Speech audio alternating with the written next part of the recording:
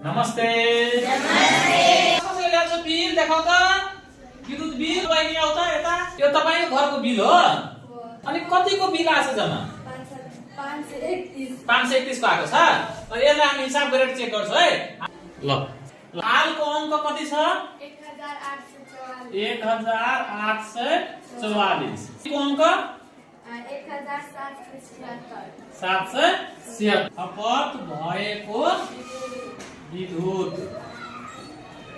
बराबर हालको अंकबाट के घटाइदिने? साबितको अंक। अनि हालको अंक कति हो?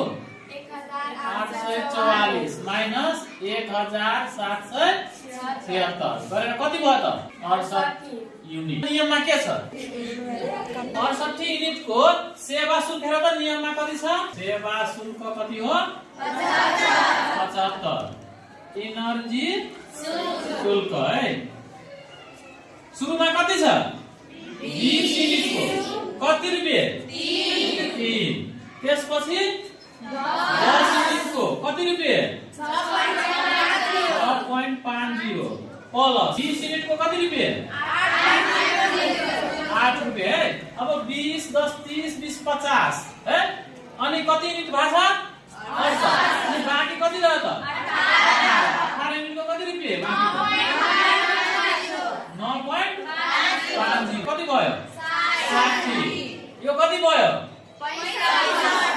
65। यो कति भयो? 160। यो कति भयो? 171। अब यो सबैलाई जोड त 856 है। जम्मा महसुल सेवा शुल्क प्लस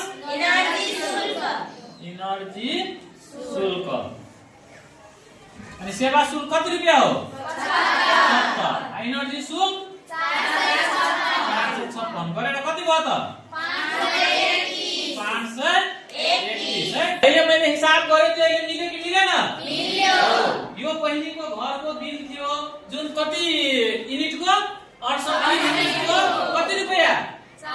531 रुपैयाँ। मिल्यो कि मिलेन? मिल्यो। सबैजना घरमा गएर आफ्नो बिल ल्याएर यसरी हिसाब गरेर अनि भोलि बनाइदिनु होला। मिल्छ कि मिल्दैन? हुन्छ कि हुँदैन? हुन्छ। ल होस्, थ्यांक यू।